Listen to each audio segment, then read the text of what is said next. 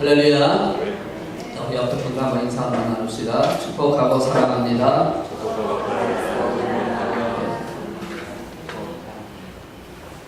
여러분 이 자리에 앉아있는 것이 하나님의 은혜인 줄로 믿습니다. 하나님께서 여러분 한 분 한 분을 사랑하시기 때문에 불러주셨고 이곳에 모이게 하신 줄로 믿습니다. 하나님은 얼마나 크신지요. 하나님은 얼마나 사랑이신지요. 하나님께서 여러분 한 분 한 분을 세워주기를 원하고 계시다라는 것입니다.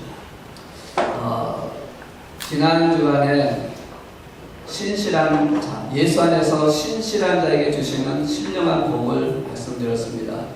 우리 에베소서 1장에 있는 말씀을 통해서 신실한 자에게 주시는 신령한 복, 하나님께서 주시는 신령한 복을 크게 세 가지로 말씀을 나눴습니다. 첫째는 하나님께서 선택하여 주신 자녀되게 하시는 신령한 복을 주셨다. 여러분 한 분 한 분이 하나님께서 선택하셔서 하나님의 자녀를 주신, 하나님의 자녀로 선택하신 복을 주셨다. 그래서 여러분은 하나님의 자녀가 된 것을 기뻐하셔야 한다는 것입니다. 두 번째는 예수 안에서 속량의 제물을 통해서 구속을 하셨다. 재속함을 이뤄주셨다. 구원을 이뤄주셨다. 라고 그 말씀을 하셨습니다. 그래서 우리는 제사함 받은 자다. 예수 안에서 제사받는 복을 받은 사람이다. 라고 말씀을 나눴습니다. 세 번째는 성령님의 확증하시는 사건, 약속을 통해서 인치시는 사건을 통해서 영원한 하나님나라에 들어갈 수 있는 것을 약속하셨다. 그래서 성령이 인치시는 사건을 받았다라는 말씀을 나눴습니다. 여러분 그 신령한 복을 받으시고 이번 지난 한 주간 동안 누리셨습니까? 누리셨습니까?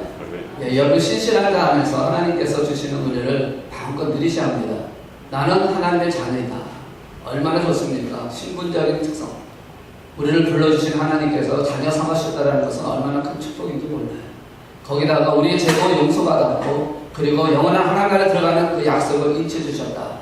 그러면서 또한 뭐라고 말씀하냐면 그 다음에 있는 15절 이하에 있는 말씀을 통해서 15절에서 19절에 있는 말씀은 제가 지난 6월달에 한번 말씀을 증거했기 때문에 다시 말씀을 증거하지 않고 그 안에서 있으면서 신령한 복, 지혜와 계시의 영을 주셔서 명철을 주셔서 하나님을 알게 하시는 은혜를 주시고 그리고 또한 예수님의 능력을 보게 하시고 성령의 역사심을 보게 하시고 그렇게 여러 가지를 알게 하시는 부르심의 소망이 무엇인지를 알게 하시는 하나님의 기업의 영광이 무엇인지를 알게 하시는 그런 역사를 통해서 하나님께서 우리를 향하여 만물의 주인이 누구라는 것을 말씀하셨고 인생의 주인이 누구라는 것을 말씀하셨고 교회의 주인이 누구라는 것을 말씀하셨고 바로 우리 교회의 주인이 누군지 또 우리 만물의 인생의 주인이 누군지를 분명히 약속을 하고 말씀하고 계시다는 것입니다. 여러분 우리 교회의 주인이 누구실까요? 예수 그리스도이십니다. 아멘. 네, 만물의 주인은 누구실까요? 예수 그리스도십니다. 그러니까 어떠한 질문을 하든 간에 우리의 답은 하나만 하시면 돼요. 답은 하나입니다. 어떠한 질문을 하든 간에 그 모든 답은 예수 그리스도시다. 아멘. 그 예수 그리스도께서 오늘 저와 여러분에게 또다시 이렇게 말씀을 하고 있습니다.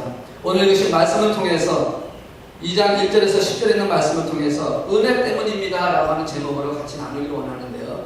여기서 핵심적인 문장, 핵심적인 그 절은 몇 절이냐면 8절입니다. 8절에 있는 말씀을 우리 다시 한번 함께 봉독하도록 하겠습니다. 우리 8절에 있는 말씀 우리 다시 한번 봉독하죠. 시작. 너희는 그 은혜에 의하여 믿음으로 말미암아 구원을 받았으니 이것은 너에게서 난 것이 아니요 하나님의 선물이라. 아멘. 이 단에서 보시면 이 문장에서 이 절에서 보시면 크게 세 가지 단어를 말씀하고 있습니다. 하나는 은혜라고 하는 단어가 있고 또 하나는 믿음이라고 하는 단어가 있고 그 다음에 구원이라고 하는 단어가 있습니다. 이 세 단어는 신앙생활하는 저와 여러분에게 계속적으로 들어왔던 말씀이에요. 그리고 이 말씀은 우리가 앞으로도 계속적으로 선포해야 되고 고백해야 되고 또 우리가 나눠야 할 말씀이라는 것입니다. 오늘 이 에베소서 2장 1절에서 10절에 있는 말씀은 우리가 너무 잘 알고 있는 말씀이에요. 이미 여러분이 다 체험을 하고 계셨고 이미 여러분이 그것을 통해서 구원받았다라는 확신 속에서 소망과 사명 가운데서 살아가고 있는 삶을 살아가고 있습니다. 그렇기 때문에 그 복음에 대한 것을 우리가 다시 회복함으로 말미암아 다시 나눔으로 말미암아 우리의 믿음이 더욱더 장성한 분량의 믿음으로 성장하기를 원하는 것입니다. 왜냐하면 우리의 현실과 우리의 상황은 바뀌지 않습니다. 다만 바뀌어야 할 것은 바로 우리의 마음이고 우리의 삶이라는 것이죠. 세상을 바꾸기 위해서는 내가 먼저 바뀌어야 되고 세상을 바꾸는 그런 역사를 만들어가기 위해서는 우리 교회가 먼저 새로워져야 한다는 것입니다. 우리가 바뀌지 않냐고 우리가 새로워지지 않는데 세상을 바꾸거나 어떤 일을 한다는 자체는 그것은 언어 도단이라는 것이죠. 제가 전에 섬겼던 교회에서 처음에 교회를 사서 교회를 들어가는 그 첫 예배를 드리는 습관이 됐습니다. 그런데 그 교회 옆에는 뭐가 있었냐면 무덤이 있습니다. 우리 한국적인 사상으로 생각하면 한국적인 생각을 통하면 무덤이 없는 것은 결국 그렇게 좋은 것이 아니거든요. 그러니까 밤에 이렇게 가다 보면요 괜히 으시시한 그런 기분이 들기도 합니다. 뭔가 꼭 튀어나올 것 같은 그런 생각도 들기도 하고 그것에 무슨 귀신이나 악령이 있어가지고 붙잡을까 하는 그런 생각도 좀 들기도 하고 그 다음에 본당은 150년 이상 된 그런 건물이고 그 스태포드 지역에서 두 번째로 오래된 교회 건물이거든요. 그러다 보니까 들어가면요 소리가 납니다. 바람이 좀 불거나 아니면 이 흔들리는 소리라든지 그리고 밤에는 어떤 소리가 많이 나냐면 그 안에 새들이 들어가 이 지붕에 새들이 들어가가지고 지나가는 소리가 막 나는데 그 소리가 꼭 무슨 뭐 귀신이라든가 하여간 뭐 이상한 그런 소름이 싹싹 끼칠 듯한 그런 것이 느껴질 정도로 소리가 아주 굉장히 안 좋은 소리가 들립니다. 처음에는 그 소리 때문에 기도하러 가되 겁이 나고 오상오상하고 그런 것 때문에 기도를 잘 못해서 하나님께 이렇게 기도를 했거든요. 하나님 좀 조용하게 해달라고. 그래야 정말 하나님께 기도할 수 있지 않겠습니까? 그리고 저번을 봐서도 저기서 아무 일이 없도록 또 무덤이 있어도 그것을 이길 수 있는 힘을 주십시오. 그런데도 자꾸 불안한 마음이 자꾸 생기는 게 뭔가 튀어들어올 것 같고 뭔가 이렇게 나타날 것 같은 그런 생각. 근데 하나님께서 그런 그 마음을 주시더라고요. 뭐냐면 네가 바뀌지 않으면 그것을 바꾸는 게 아니라 네가 바뀌지 않으면 네가 주님 안에서 바뀌지 않으면 그 모든 건 계속해서 나올 수밖에 없다. 그러니까 네가 바뀌어라. 네가 그것을 바뀌어라. 그것조차도 하나님의 음성이라고 생각하고 그것조차도 하나님 앞에 영광 돌리는 것처럼 생각하고 그것을 생각해 본다면 그러면 네가 충분히 기도할 수 있지 않느냐 하는 그런 생각이 들더라고요. 그래서 그 생각을 좀 바꾸고 나니까 그 소리가 그렇게 큰 파열이 안 되는 부담이 안 되는 그런 모습으로 바뀌더라고요. 아, 중요한 것은 환경을 바꾸려고 하는 것이 아니라 내가 바뀌면 되는 것이구나. 내가 바뀌면 그 모든 것이 새로워질 수 있는 것이구나. 그리고 기도를 하고 나서 교회 앞에 문을 딱 열고 나오는데요. 그 나오는 그 광경이 너무너무 그 방향이 너무너무 아름다운 것이에요. 그 무덤도 너무너무 감사한 것이에요. 왜냐하면 그걸 볼 때마다 우리는 죽는구나. 우리는 일생에 한 번은 죽게 돼 있는구나. 그렇다면 죽으면 어디로 갈 것이냐. 이것을 생각할 수 있는 기회가 되더라고요. 어디로 갈 것입니까? 여러분, 우리는 천국으로 가야 할 줄을 믿습니다. 아멘. 그걸 보면서 죽음이라는 것이 우리에도 다가올 것이고 나에게도 다가올 것이니까 야의 그것이 어디로 갈 것인가 결정은 지금 내가 살고 있는 이 순간에 이루어지는 사건이라면 내가 하나님 앞에 변화되어야 되겠다. 내가 새롭게 되겠다. 내가 하나님 말씀 안에서 순종하며 삶을 살아야 되겠다. 그런 생각을 갖게 되더라. 마찬가지로 오늘 여기 있는 말씀을 통해서 우리가 비록 다 읽는 말씀입니다. 그런데 우리가 다시 한번 말씀을 통해서 나를 새롭게 하는 변화를 통해서 하나님이 원하시는 그 모습으로 우리가 바뀌어져 간다면 그러면 하나님의 놀라신 은혜의 역사가 나타날 것이고 그 일을 통해서 하나님의 영광을 받아주실 줄로 믿습니다. 그래서 내가 변화되길 원하는 우리가 변화되길 원하는 것은 가장 기본적인 신앙으로부터 먼저 다시 기초를 쌓고 그 기초를 쌓은 위에 세워지는 역사가 일어나야 한다는 것이죠. 내가 변하니 모든 것이 다르게 되고 내가 변하니 모든 것이 은혜라는 것을 알게 되어야 되는 것처럼 우리 고린도서 15장 10절에 있는 말씀 보시면 이렇게 사도 바울이 고백하고 있지 않습니까? 그러나 내가 나야 되는 것은 하나님의 은혜로 된 것이니 내게 주신 그의 은혜가 헛되지 아니하여 내가 모든 사도보다 더 많이 수고했으나 내가 한 것이 아니요 오직 나와 함께 하신 하나님의 은혜로다.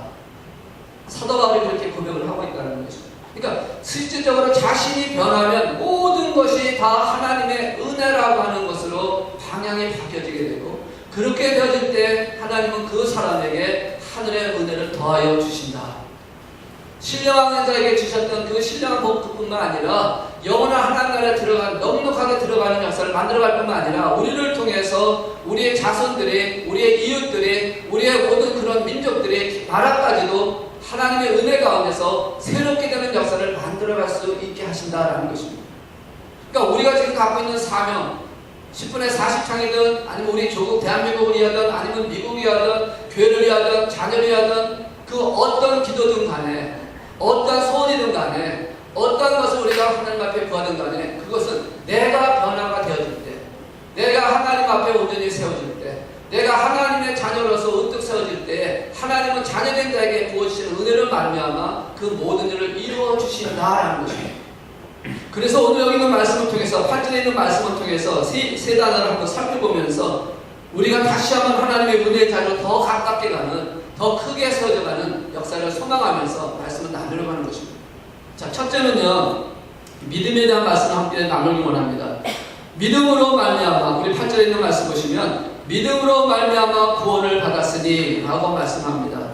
믿음으로 말미암아 구원을 받았다. 로마서 1장 17절에 있는 말씀 보시면 분명히 이렇게 말씀합니다. 복음에는 하나님의 의가 나타나서 믿음으로 믿음에 이르게 하나니 기록된 바 오직 의인은 믿음으로 말미암아 살리라 함과 같으니라. 자, 오늘 읽으신 이 말씀과 로마서에 있는 말씀을 통해서 분명하게 증거하고 있는, 분명하게 확증하고 있는 이것이 진리라고 하시는 이 말씀은 바로 뭐냐면 바로 구원의 절대적인 조건은 믿음이다. 구원은 믿음으로만 이루어지는 사건이다 라는 말씀입니다. 이것은 불변할 수 없는 진리라는 것입니다. 구원은 믿음으로만 이루어지는 것입니다. 그 어떤 다른 것도 있을 수 없다라는 말씀입니다. 믿음이라고 하는 것이 그럼 무엇입니까? 우리는 히브리서 11장에 있는 말씀 통해서 믿음에 대한 것을 증거를 하는데 우리가 간단하게 단순하게 한마디로 표현한다면 믿음이라고 하는 것은 뭐라고 표현할 수 있냐면 다 받아들이는 것이다. 믿음이라고 하는 것은 그대로 받아들이는 것이다 라고 말할 수 있다는 것이다. 어떤 사실이나 어떤 진술을 하는 것이나 어떤 것이든 있는 그대로 그것을 그대로 받아들이는 것이 믿음이다라는 것입니다. 여러분 하나님의 말씀, 성경에 있는 말씀을 하나님의 말씀이라고 그대로 받아들이는 것이 믿음이라는 것이에요. 거기에 어떤 조건이나 어떤 그런 그 요구사항이 없다라는 것입니다. 그대로 그냥 받아들이는 것이에요. 있는 그대로 진술이든 사실이든 무엇이든 간에 말한 그대로 받아들이라는 것입니다. 그게 믿음이라고 볼 수가 있다는 것이죠. 마태복음 9장에 보시면은 두 시각장애가 예수님을 따라오면서 이렇게 소리를 들립니다. 다윗의 자손 예수여 우리를 불쌍히 여기소서, 다윗의 자손 예수여 우리를 긍휼히 여기소서라고 그렇게 부르짖습니다. 그럴 때 예수님께서 그들에게 이렇게 말씀합니다. 뭐라고 말씀하냐면 마태복음 9장 28절에 예수께서 집에 들어가시매 맹인들이 그에게 나오늘 예수께서 이르시되 내가 능히 이 일을 할 줄을 믿느냐, 내가 능히 이 일 할 줄을 믿느냐라고 질문을 했을 때에 이 두 맹인이 뭐라고 대답하냐면 이렇게 대답합니다. 주여 그러하오이다. 이게 믿음이라는 거예요. 내가 능히 이 일 할 줄을 믿느냐, 다시 말하면 내가 너를 눈뜨게 할 줄을 믿느냐라고 했을 때 그 말 그대로를 받아들인 것이에요. 그러함으로 믿습니다라는 거죠. 그러하다라는 겁니다.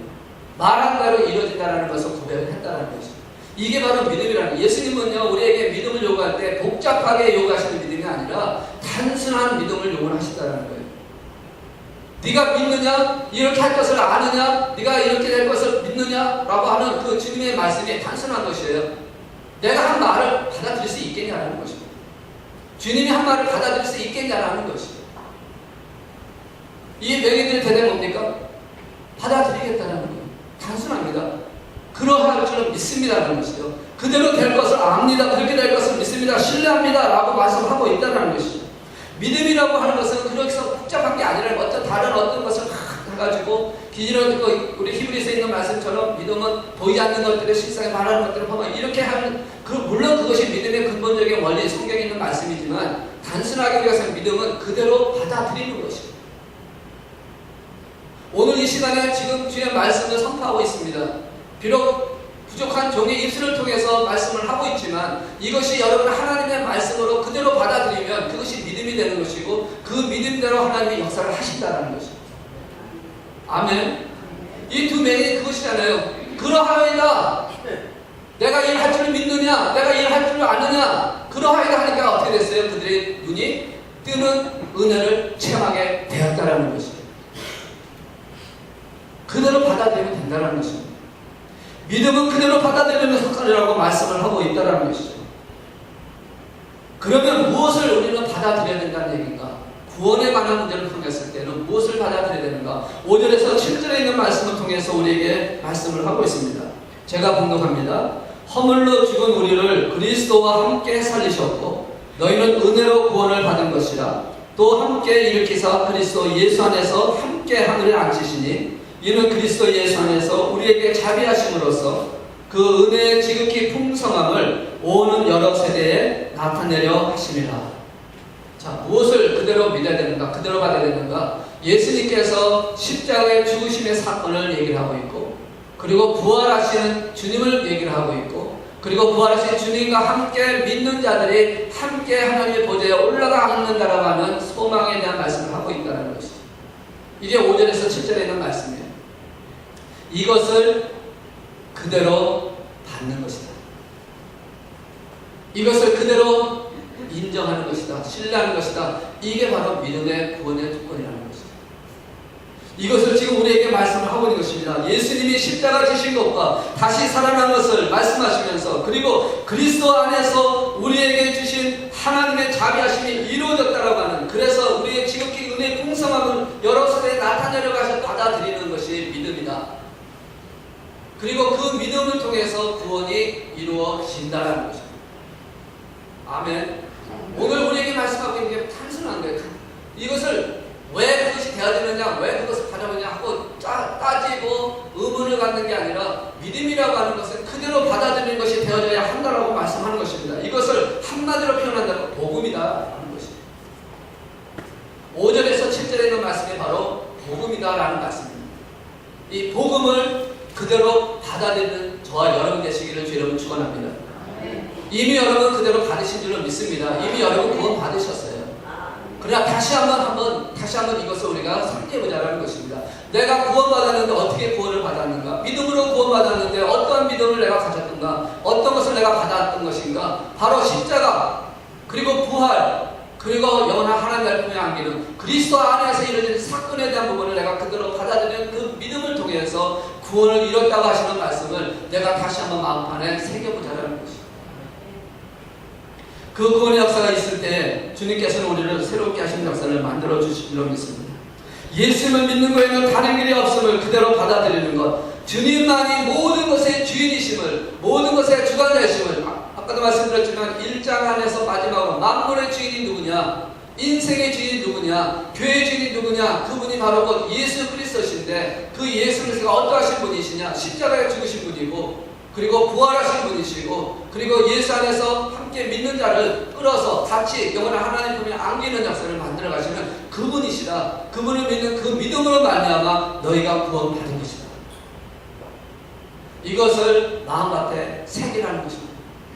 그것을 마음밭에 심어 놓으라는 것입니다. 예수 이름을 믿는다는 것은 다시 말해서 십자가의 부활을 믿는다는 것이고, 그 믿음을 통해서 마음으로 받아들이는 그 이름을 통해서 하나님의 역사를 만들어 가신다는 것입니다. 내 삶 속에 있는 여러 가지 어떤 어려움이 있고 여러 가지 문제가 있고 어떤 상황 속에서 내가 감당할 수 없을 만한 그런 일이 있다면, 여러분 이 믿음을 다시 한번 회복시키기를 주 여러분 축복합니다. 왜냐하면 하나님은 가장 단순한 걸 원하시는 것이에요. 하나님의 역사를 만들어 주인 되시는 예수 그리스도를 믿는 그 믿음을 그대로 받아들인다면 내 삶을 이끌어가는 그 모든 과정 속에서 일어나는 여러 문제들이라 할지라도 그것조차도 만물의 주인이신, 인생의 주인이신, 교회의 주인이신 예수 그리스도께서 나에게 가장 좋은 것을 주시기 위한 하나의 방편으로 그렇게 이루어 가고 계신다는 것을 믿게 되어진다는 것이죠. 왜 우리 교회에게 이런 일을 허락하셨을까? 우리의 믿음을 더 세게 하시기 위해서, 더 든든하게 세워가기 위해서 그렇게 하실 수가 있다라는 것입니다. 구원에 대한 확신 속에서, 구원에 대한 간증 속에서, 구원에 대한 그 마음의 가짐을 통해서 믿음을 다시 한번 회복시키시고자 하시는 하나님의 뜻을 갖고 그런 일을 우리에게 허락하실 수가 있다라는 것입니다. 그러므로 구원을 받게 하시는 오직 하나는 믿음에는 없다라는 것을 믿으시고 그 믿음을 여러분 가지시기를 다시 한번 주 이름으로 축복합니다.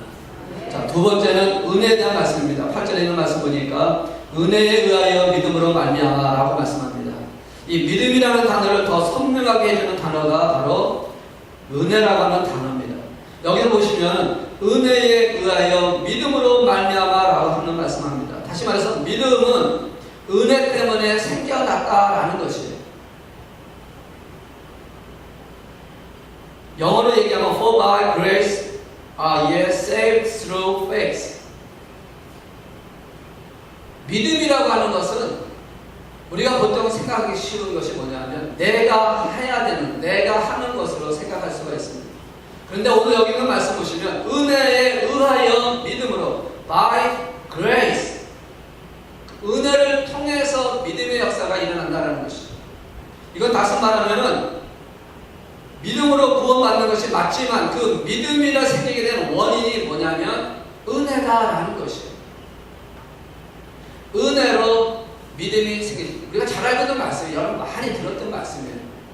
성경에 있는 말씀 너무 많이 아는데 이걸 다시 한번 얘기하면 예수를 하나님으로 구세주로 믿는 그 믿음으로 구원을 받는데 이 변함없는 이 구원의 진리를 믿음으로 받는데 이 믿음이라고 하는 것을 강조하다 보면 그 믿음의 주체가 누가 되냐면 내가 될 수가 있다는 것입니다. 내가 믿어서 구원받았고 내가 믿어서 이렇게 되어졌고 내가 믿어서 이런 결과가 되어졌고 내가 믿어서 이런 능력이 나타났고 내가 믿어서 이러한 사람이 되었다라는 믿음의 주체를 내가 할 수가 있다는 것입니다. 그래서 성경에는 말씀합니다. 하나님 말씀합니다. 그 믿음을 준 그 주체가 내가가 아니라 여자 자신이 아니라 그것이 바로 하나님이 주신 은혜다라는 것입니다. 그래서 은혜에 의해서 믿음으로 말미암아 구원을 얻는다라고 말씀을 하고 있다는 것입니다. 나를 나타내지 않게 하시기 위한 하나님의 말씀이라는 것입니다. 우리는 이 믿음을 내가 믿었다는 착각과 오류를 하지 않게 하기 위해서 믿음은 행위가 아니라 은혜로 이루어지는 사건이라는 것을 말씀하시기 위해서 은혜에 의해서 믿음으로 말미암아 구원을 얻는다라고 말씀을 하고 있다는 것입니다. 우리는 믿음이라고 하면 행위가 먼저 생각이 날 수가 있기 때문에 그렇습니다. 내가 한 것이 아니라 내가 잘 믿는 것 같아도 내가 열심히 잘 믿는 것 같아도 그것은 내가 한 것이 아니라 궁극적으로는 하나님의 은혜로 내가 그렇게 할 수 있게 되어졌다는 것입니다. 믿습니까? 여러분 내가 한 게 아니에요.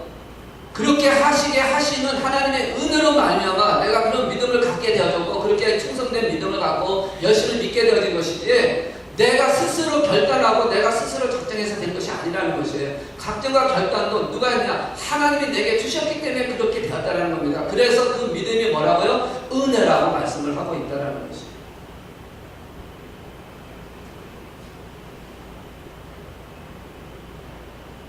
구절에 있는 말씀 보면 그래서 이렇게 말씀하지 않습니까? 행위에서 난 것이 아니다.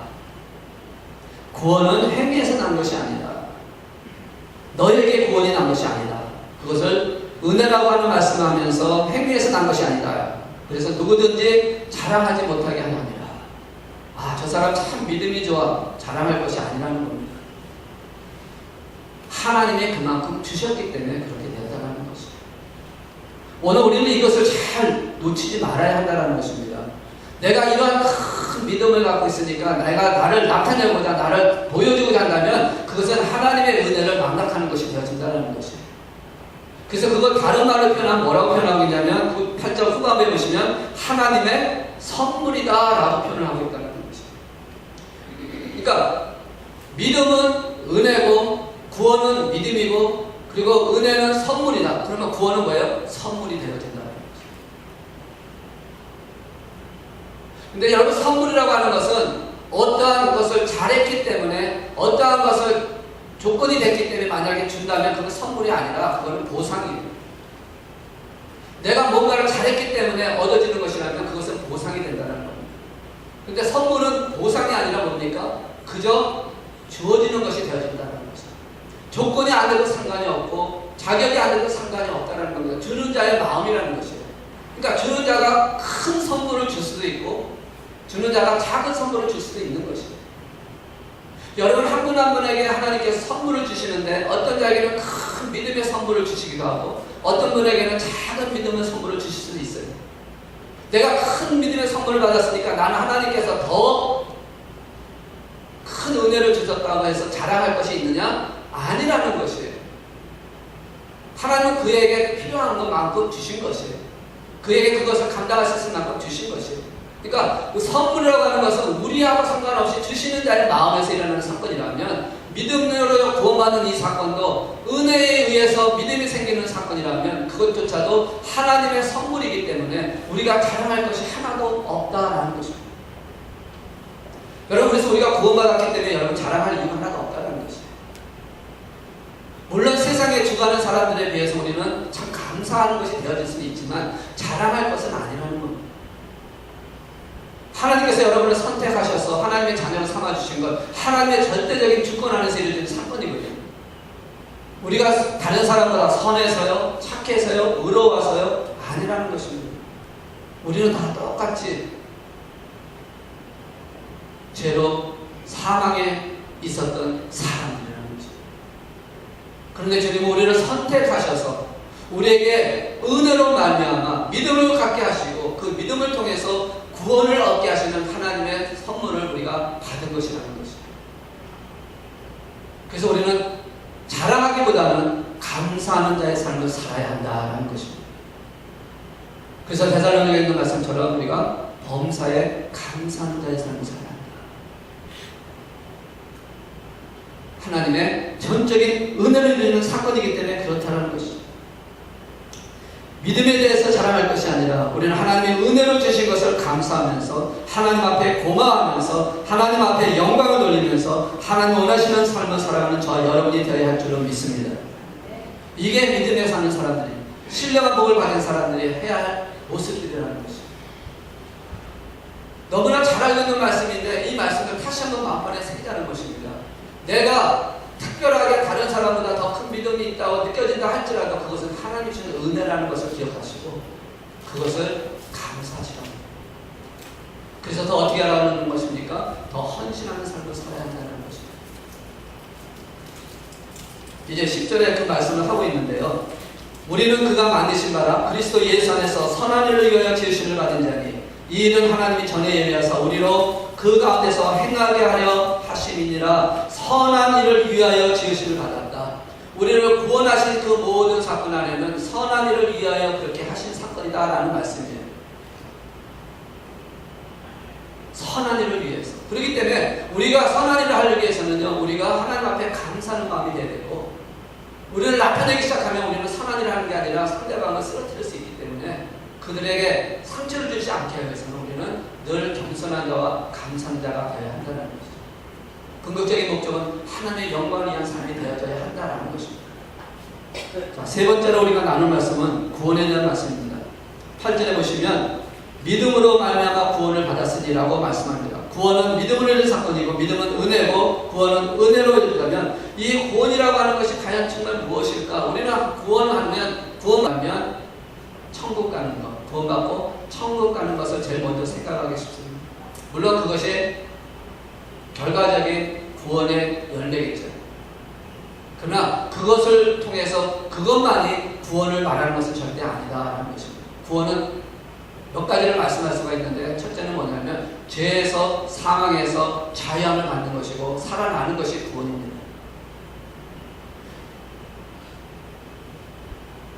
1절에 보시면 그는 허물과 죄로 죽었던 너희를 살리셨도다 라고 말씀을 하고 있습니다. 구원이 죄로 인해서 허물로 인해서 죽었던 우리를 살리신 것이 구원이라고 말씀을 하고 있다는 것이에요. 그래서 이 안에서 죄의 문제와 사망의 문제에서 자유받고 살아나는 것이 첫 번째 구원이라는 것이에요. 여러분 구원 받으셨습니까? 여러분 죄에서 자유함을 받으셨습니까? 사망의 죽음에서 살아나셨습니까? 네, 이거는 아멘 소리가 작아야 됩니다. 죄에서 자유함을 받았습니다. 예수 그리스도 안에서 죄에서 자유함을 받았어요. 예수님이 십자가에 죽으신 그 사건을 통해서 우리의 모든 죄를 지고 가신 주님의 그 피 흘린 사건을 통해서 주님을 영접하는 영접하는 순간에 요한복음 1장 10절에 있는 말씀처럼 주 예수를 영접하는 자, 그 이름을 믿는 자에게는 하나님의 자녀가 되는 권세를 주셨으니라는 그 말씀을 통해서 예수를 마음으로 받고 영접한 자에게는 죄에 대한 것을 사하는, 죄에서 자유받는 은혜를 부어주셨다라는 것입니다. 예수 그리스도를 믿습니까? 영접하셨습니까? 여러분은 죄에서 자유를 받은 것입니다. 아멘. 그게 하나님 말씀이에요. 단순하게 받으시면 그게 믿음으로 이루어지는 사건이 되어지는 것입니다. 주님이 말씀하셨으니까. 예수 그리스도를 믿는 자는 재산을 받았다고 하셨으니까 나는 재산 받은 사람입니다 라고 선포하시라는 겁니다. 단순하게 믿음으로 그대로 받으시라는 겁니다. 하나님 말씀은 설마 진짜일까? 그럴 수 있을까? 그게 가능할 것일까? 의심하지 말라는 것입니다. 있는 그대로 받으시라는 거예요. 그리고 선포하라는 것입니다. 1절에 있는 말씀처럼 허물과 죄로 죽었던 너희를 살리셨도다. 아멘. 그냥 받으시면 되는 겁니다. 주님께서 십자가의 죽으심으로 말미암아 우리를 대신하여 그 모든 죄에서, 허물에서 우리를 자유하시기 위해서 죽으셔서 우리에게 죄를 용서하시는 은혜를 주셨다면 그를 통해서 우리가 죄사함 받았다라는 선포를 하는 것입니다. 믿으신다면, 정말 믿으신다면, 정말 그대로 받아들일 수 있는 그 마음을 받으신다면 우리는 죄사함 받은 것이에요. 그리고 우리가 살아가면서 일어나는 여러 가지 모든 죄가 있을 수 있습니다. 자범죄가 있다고 얘기하죠. 우리는 연약한 존재니까, 우리는 죄의 본성이 아직도 남아있기 때문에 우리는 그런 존재라는 것을 우리는 기억을 하셔야 되고, 그럼에도 불구하고 우리는 죄에서 자유를 받았다는 선포가 있어야 한다는 것입니다. 왜냐하면 우리 안에 누가 계세요? 예수 그리스도가 계시니까. 아멘. 여러분 안에 성령님이 계시잖아요. 예수를 주라고 하는 자는 성령이 하지 않고는 할 수 없다고 말씀하고 있지 않습니까? 성령님이 그렇게 하시게 하셨다고 말씀하고 있지 않습니까? 그걸 있는 그대로 받아들인다면 여러분이 그리스도 안에서 예수님이 나의 구원자십니다 라고 고백하는 그 순간에 성령님은 여러분 안에 계시다는 것입니다. 그러면 여러분 자유 받으신 거잖아요. 그러면 선포하시라는 겁니다. 비록 내가 죄의 본성이 있어서 죄질 수 있어요. 넘어질 수 있습니다. 저도 그렇습니다. 저도 그렇게 나와요. 우리 목회자끼리 모이면요, 어떤 일 때문에 좀 싸움이 나고 이렇게 좀 대화가 좀 힘들어지고 좀 그러면요, 안에서 튀어나옵니다. 그리고 미워하는 마음도 나오고요. 그리고 막 좀 그런 이게 생각이 막 떠오르기 시작을 합니다. 그게 우리들의 모습이잖아요. 제 본성이 있으니까. 아무리 우리가 하나님의 자녀로 거듭났다 할지라도 우리 안에 있는 제 본성, 우리가 그걸 죽이고 그것을 없애기 위해서 기도하고 이겨가고 승리하고 하는 과정이지, 그것이 완전히 없어지는 건 주님 앞에 섰을 때 없어지는 것이잖아요. 그걸 벗어날 수 있는 존재들이 아니라는 것입니다. 그럼에도 불구하고 우리는 죄에서 자유를 받았다고 선포해야 한다는 것입니다. 왜? 우리 안에 예수 그리스도가 계시니까. 그렇기 때문에 구원이 바로 이 첫 번째, 바로 죄사함에서 자유, 그리고 죄로 인해서 죽을 수밖에 없는, 우리가 로마서 3장 23절에 있는 말씀처럼 죄의 삭스는 사망이라고 말씀하고 모든 사람이 죄인이라고 말씀하고 있는 것처럼 그 죄의 삭스로 사망된 저와 여러분을 주님이 부활하심으로 말미암아 사망에서 생명으로 옮기셨다라고 하는 그 말씀을 그대로 받아들이셔야 한다는 겁니다. 여러분, 우리는 생명으로 지금 들어온 줄로 믿습니다. 우리는 지금 이제 육신적인 죽음은 앞으로 있겠지만 우리는 예수 안에서 구원받은 자녀이기 때문에 우리는 살아있는 생명이 된 것이에요. 영이 생명이 된 것입니다. 그래서 우리는 주님 앞에서는 영원한 하나님께 가는 그런 역사를 인쳐주시는 사건을 통해서, 성령의 인치시는 확증을 통해서 우리에게 생명이 되었다라고 말씀하고 계시다라는 것이에요. 그걸 그대로 받아들이시면 된다라는 겁니다. 그것을 지금 말씀하고 있는 것이에요. 그래서 2장 1절에서 10절에 있는 말씀을 통해서 구원받았느냐? 그러면 나는 살았다라는 겁니다. 생명이 있다라는 것입니다. 죄에서 자유받았고 사망에서 이제 생명으로 살아났다라는 것입니다. 우리 영이 살아났다라는 말씀이죠. 그러나 영이 살아났다는 얘기, 다시 말해서 육의 부활도 일어나는 사건이라는 것을 말씀하고 있다라는 것입니다. 영이 사는 것은 육이 사는 것입니다. 비록 육신은 이제 우리가 하나님의 허락하신 시간이 되면 흙으로 돌아가겠지만 그 주님께서 다시 오실 날에 부활의 몸으로 회복되는 역사가 일어날 것으로 믿습니다. 그래서 이제는 우리는 살아있는 것이에요. 비록 우리의 육신은 죽어가겠지만 우리의 생명은 살아있는 것이라는 것입니다.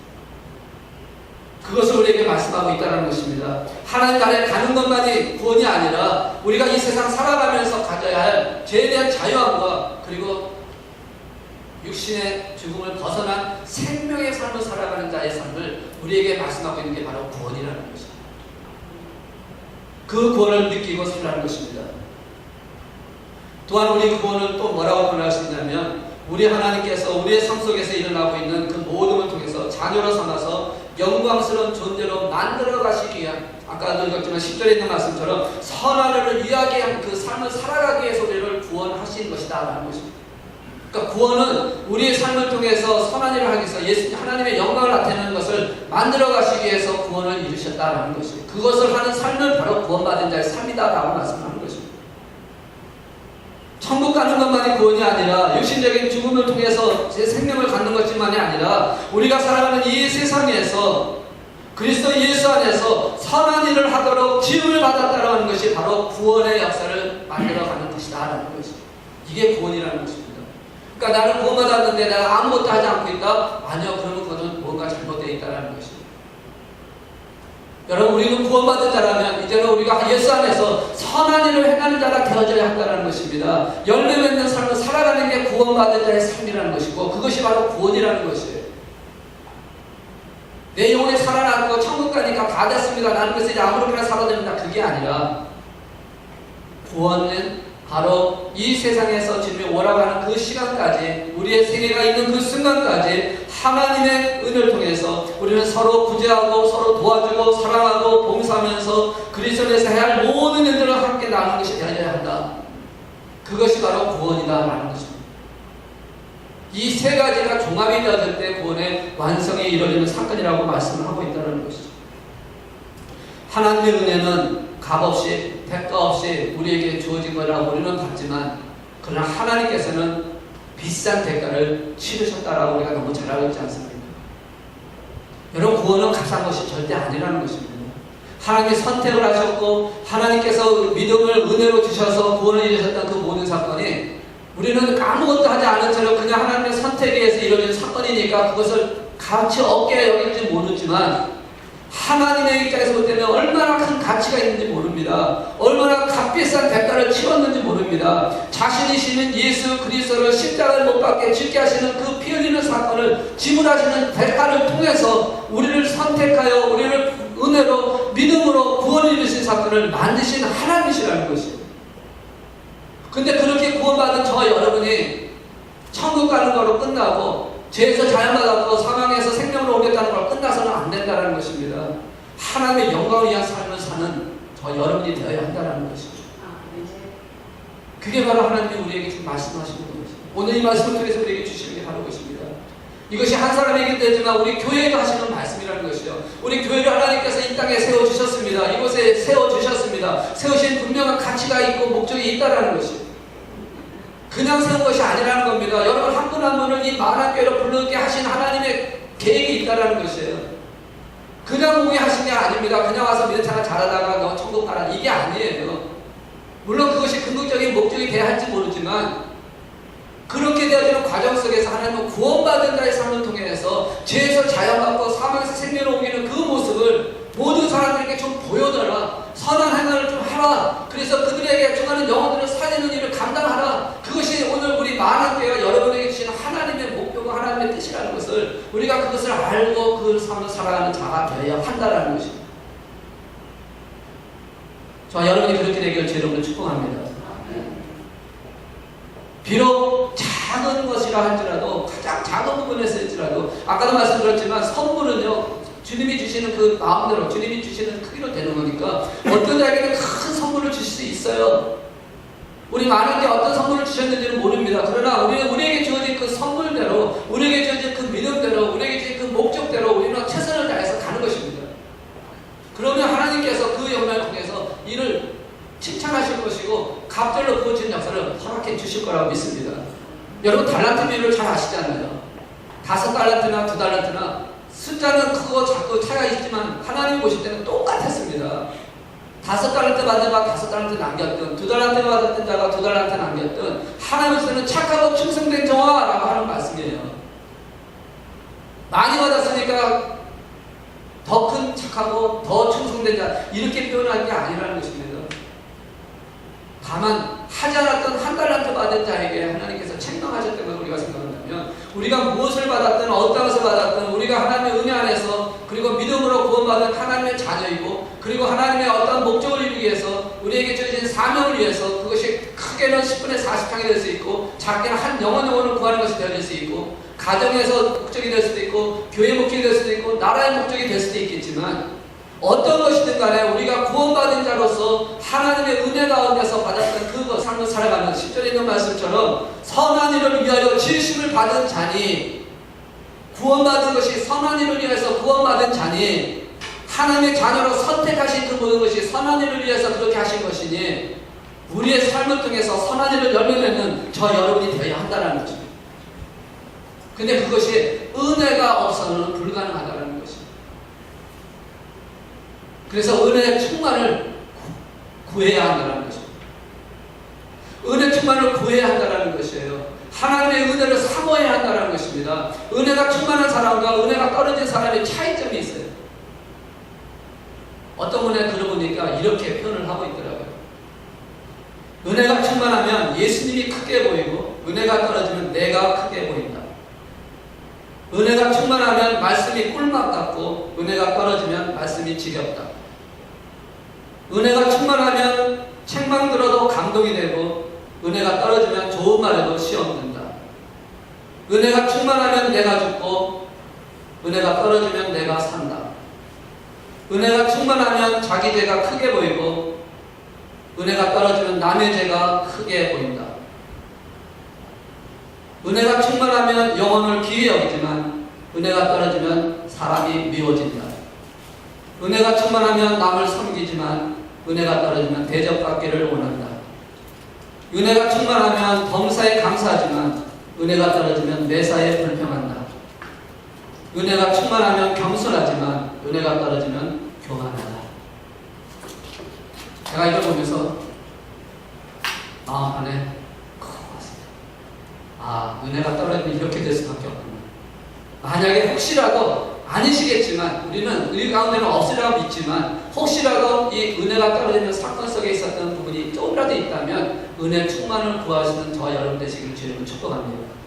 그래서 정말 은혜 충만한 은혜 때문에 일어난 사건, 구원도 하나님의 은혜요, 믿음도 하나님의 은혜요, 우리가 살고 있는 그 모든 것이 하나님의 은혜라고 하는 것을 생각하시면서 은혜 때문에 이루어진 사건이라면 우리는 은혜를 사모하는 자가 되어야 한다. 은혜를 충만히 구하는 자가 되어야 된다. 전에도 말씀드렸지만 제가 좋아하는 찬송 중에 하나가 옛날 찬송은 410장이고 지금 찬송은 310장인데 하나님의 은혜로 이 쓸데없는 자 왜 구속하여 주는지 나는 알 수 없어요. 내가 믿고 또 의지하면 내 모든 형편을 잘하시는 주님, 그 주님의 은혜 안에서 살아가면서 이 찬양을 하면서 항상 늘 마음속에 하나님을 생각하고 하나님의 은혜를 감사합니다. 나를 이렇게 불러주시고 하나님의 자녀 삼아주신 것도 감사한데 또 이렇게 목회자를 세워주시는 것도 또 감사한데 또 이렇게 많은 교회 담임 목회자를 세워주신 것도 얼마나 감사한지 몰라요. 여러분과 함께 신앙생활 할 수 있다는 게 얼마나 감사한지 몰라요. 함께 아름답게 지어져가는 은혜 가운데서 세워져가는 그래서 하나님의 기쁨으로 만들어가는 그런 교회가 되기를 주의 이름으로 축복합니다.